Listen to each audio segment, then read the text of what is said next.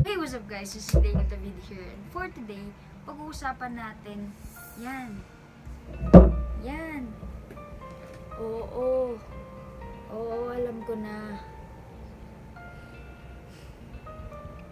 We're going to talk about love, love life, and relationship. What do we really mean when we talk about love life? Siyempre, pag sinabi mong love life, connected na agad yun sa love and sa relationship. So ngayon, pag-uusapan natin, bakit nga ba may mga taong gusto pumasok sa relationship pero takot naman mag-commit? Bakit nga ba may taong nagsasabing mahal ka nila pero iiwan ka naman? So, hey, what's up guys? This is David here, and pag-uusapan natin ngayon kung ano nga ba ang love, love life, and relationship. So for me, kung kilala mo ako, you already know that mapagmahal talaga ako tao. And when it comes to love, ang naisip ko kasi before when I was a kid is the love from my parents, from the people around me, friends, family, brother. Syempre, I only have a brother, so I love from my brother. And then, nung lumalaki na ako, dun na pumasok sa akin yung love life. Syempre, lahat tayo nag-start sa pagkakaroon ng crush. Diba? So, from crush, magkakaroon tayo ng MU and relationship. When it comes to love, ako yung tipo ng taong naniniwala ako na pag mahal ko yung tao, I will do everything for that person. Kasi, bakit mo pa minahal, di ba? In the first place kasi, bakit mo pa ginulo yung buhay niya kung iiwan mo lang din naman? Magko-commit ka sa tao, ang dami mong pangako, tapos, ang ending, wala lang din naman. Iiwan mo lang din naman. So, bakit? Bakit nga ba may mga tao na ganun? Even people love you so much, their words or whatever they want to say, effort or what, kung ano man yung gawin nila, nasabihin man nila na ngayon ko lang to ginawa kasi mahal kita, ngayon ko lang ginawa to kasi sa'yo ko lang na-experience, whatsoever. It doesn't really matter kung hindi rin naman sila yung tamang tao para sa'yo. Kaya nga meron tayo na tinatawag na taong dumating sa buhay natin as a lesson, at meron din naman tinatawag na as a blessing or maybe the right person. Love is something that is not consistent. Kasi mas madalas na nararamdaman natin na nagmamahal tayo sa una. Siyempre, hindi mo pa nararanasan to, hindi mo pa nahawakan yung kamay niya, hindi mo pa siya nakakausap, hindi mo pa siya nakakasama, hindi mo pa alam kung paano siya magalit, hindi mo pa alam kung paano siya magtampo, hindi mo alam kung ano yung sinasabi niya when it comes to other people or judgment or what. Wala ka pang alam sa kanya. Which is, nagkakaroon ka ng interest to get to know that person more. And sabi nga nila, when you get to know the person more, and nakilala mo siya, yung kung sino man siyang totoong siya, at mahal mo pa rin siya, or same pa din yung feelings na nararamdaman mo for that person, ibig sabihin, nagmamahal ka talaga. Hindi ko siya kilala. Actually, lahat ng taong dumadating sa buhay ko na nagugustuhan ko, ay sila yung unang dumating. Or, I mean, sila yung unang nag-approach sa akin. I'm the type of person kasi na rarely lang ako magagusto. But, big time. One shot, big time. Ibig sabihin, even though you don't like me, I will push myself to you until I succeed. I gotta say that love is something that I will always keep on having in my life. And I will never ever stop loving someone until I meet the person that will always choose me and stay with me.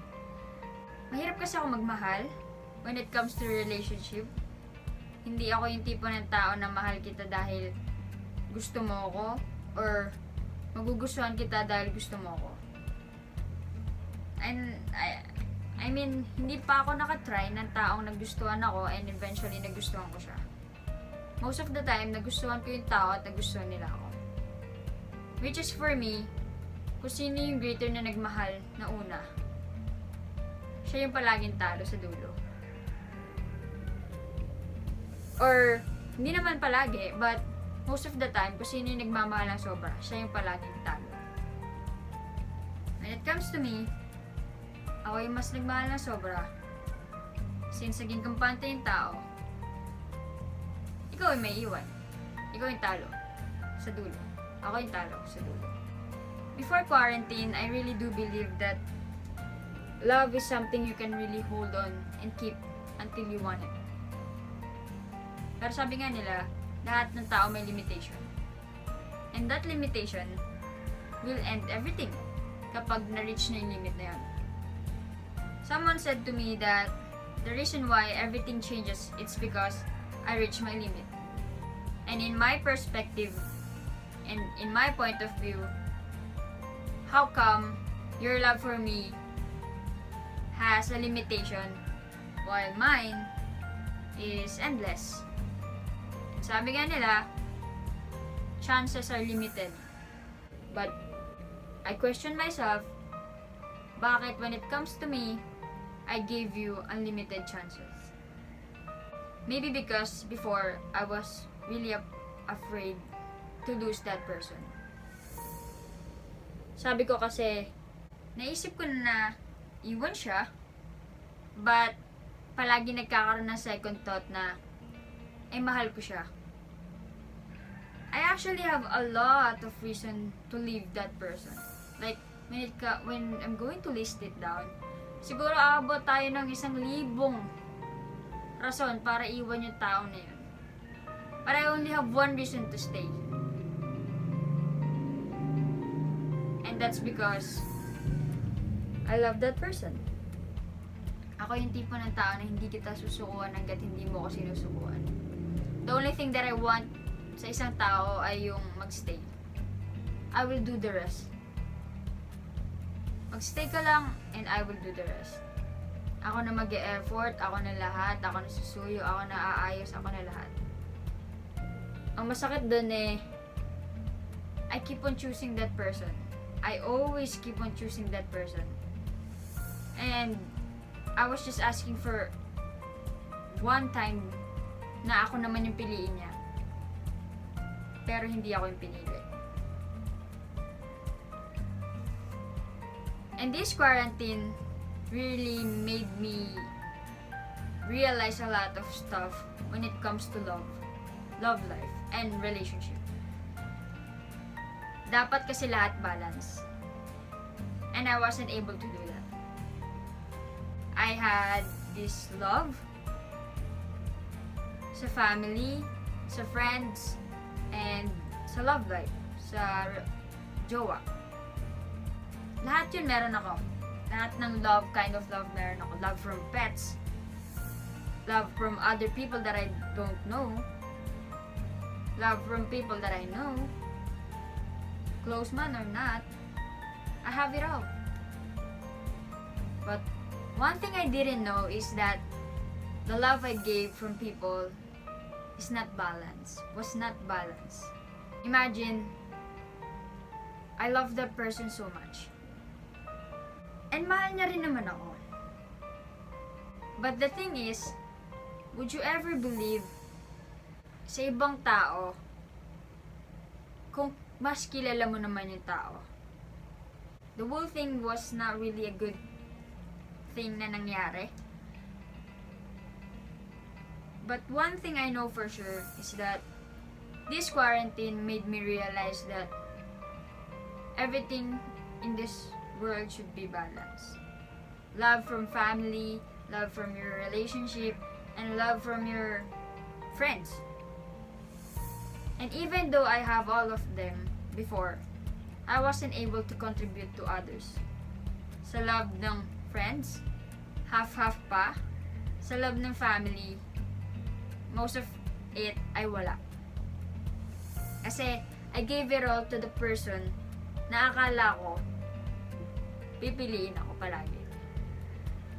And that person pala ang hindi pipili sa akin.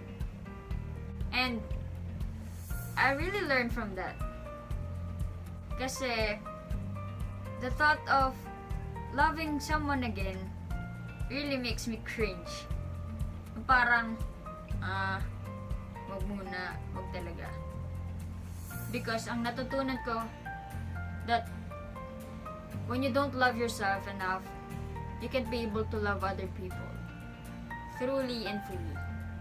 And I don't really love myself before. I love myself, but not to the point that I can say that I really do love myself. I love myself just the thought of, yeah, I love myself. But I really don't. Ngayong quarantine, natutunan ko mahalin yung sarili ko. Masaya ako without depending on other people. Kaya ko na isang araw na wala akong kausap. Sa buong araw, sa susunod na araw, kahit kailan pa. Hindi ako nagiging malungkot just because wala akong kausap na more than friends. Or let's call it kalandian. MU. Wala. Or even though I'm single or I'm not in a relationship, that doesn't mean I'm sad or I'm left out from the group of people that are happy.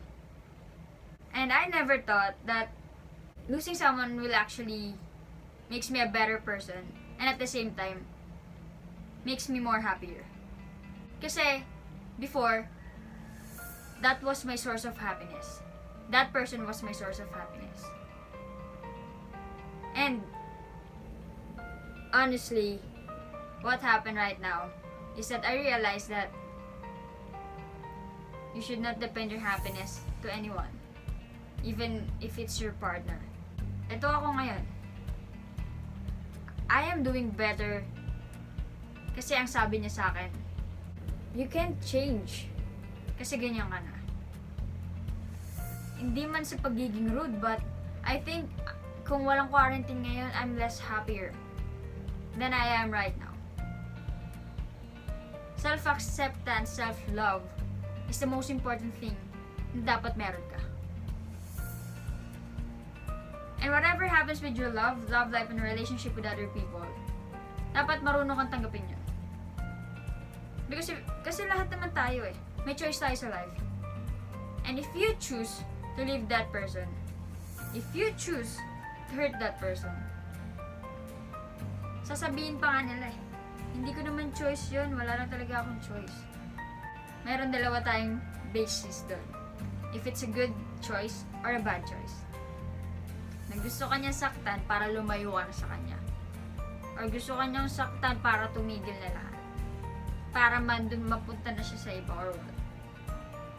And the good choice is that person broke up with you or hurt you just because they want you to be better or gusto nila mas mapunta ka sa tamang tao. They don't deserve you. They just want the best for you and they're not the best person for you. In the end, just be thankful for those people you have right now and those people who stay. The right person will never leave you. And sometimes, the person we don't want are the person na hindi natin na-expect na magko-contribute pala na magandang influence sa life natin. You don't choose your friends just because you're in a relationship. And eventually, your friends will be there for you pa din kahit wala ka ng jowa. You see? Dapat lahat sa mundo ay balance. Kapag nagmahal ka, balance. Kapag nasa love life ka, balance. When you're in a relationship with anyone, there's no greater than anything. For me, the only greater thing na dapat meron ka is your relationship with God, your love life with God, and your love with God. Kasi iniwan ako ng taong mahal ko na pinagdadasal ko kay Lord. And actually, sabay pa kami nagdadasal. And I said to God that, if this is your way, if it's your will, then so be it. Kung magiging kami, thank you. Kung hindi magiging kami, thank you. And eventually, God let me experience to be loved by that person. And God maybe took me away from that person because he is planning for something na para sa akin talaga. Or maybe God wants to tell me na meron ka pang mas deserve. Pinagbigyan lang kita kasi gusto mo. You see, even people leave you, God will never leave you. That love, your love life, and your relationship with God is the best thing na dapat meron ka. Relationship sa sarili mo, sa family mo, and your friends, mostly sa family mo. Because they're the people who will never, ever bring you down and will always pick you from the rest of the people.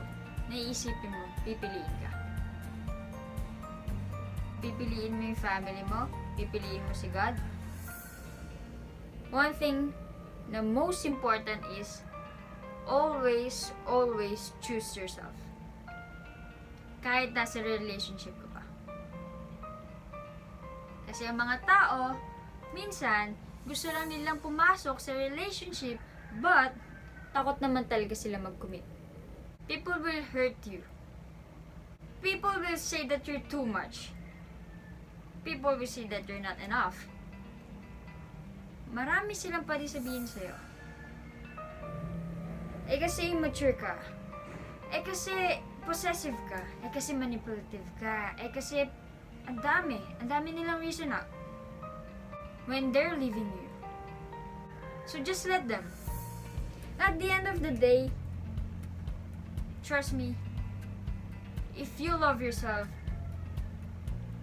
and you can be on your own, just don't be afraid to let them go.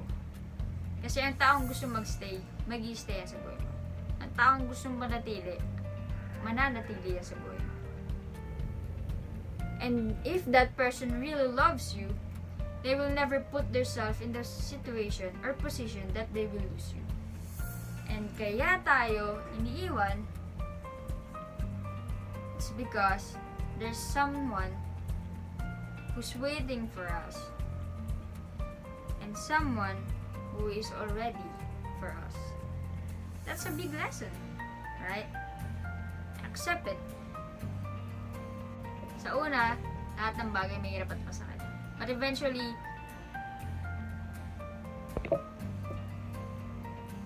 acceptance is the key of everything. You accept love. You accept heartbreaks too. You accept that happiness from them. You accept sadness too.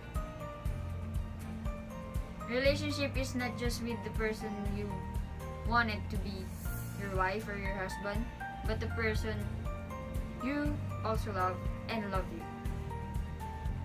For me at my age, rarely na makahanap ng tao na magsiseryoso sa'yo. So when it comes to love, choose the person that will always choose you. Even at your worst day, and even at your happiest day. And even though you experience heartbreaks and naiwan ka or what, don't ever stop letting yourself to love another person again. Because love is something we can't and will never be afford. Kahit mayaman ka, you can buy love. No one can buy love. Love is the something that God created na we can't afford. And that love, kung may bibigay sa'yo, you should know how to return it in a nice way. Just give love and spread love to everyone. Don't enter a relationship just because you're lonely. Don't use someone just to pretend that you're in love. Don't ever use another person para ma-cover up yung situation na kinakarap. Love should always be something pure. Love should always be something you really want to. Love is something that you can give without losing yourself. Sana alam nyo na kahit may taong mawala man sa buhay nyo, saktan ka, iniwan ka, may taong magmamahal pa rin sa'yo. At may taong nagmamahal sa'yo sa oras na to. Hindi lang yung taong nakafocus ka, kundi yung mga taong nakapaligid sa'yo. Always prioritize yourself. Always choose yourself no matter what. Because promises are meant to be broken, and promises without actions means nothing. Huwag tayo masyado maging kampante sa lahat ng pangako ng ibang tao. Mas maganda kung kaya nating tumayo sa sarili pa rin nating mga paa. And choose God in any form of love. So, choose to be happy and choose yourself. No one will ever choose you if you don't choose yourself. So at the end of the day, never stop loving yourself, prioritize yourself, and that kind of love life, and relationship should always come from you first, sa sarili mo muna, bago sa ibang tao. I was selfless, but now I think I want to be selfish. When it comes to love, mamahalin nyo muna yung sarili nyo bago kayo magmahal ng iba. Kasi once na nagmahal ka ng iba at hindi mo mahal sarili mo, lalo ka lang mauubos, and it will end up na you wanted more love, more than what they're giving. You wanted more. You feel less. You feel less about everything. So, love yourself and choose yourself. Never stop loving someone dahil sinaktan ka ng isa. That person doesn't mean lahat ay ganun sila. So always choose love. Don't close doors just because you're afraid.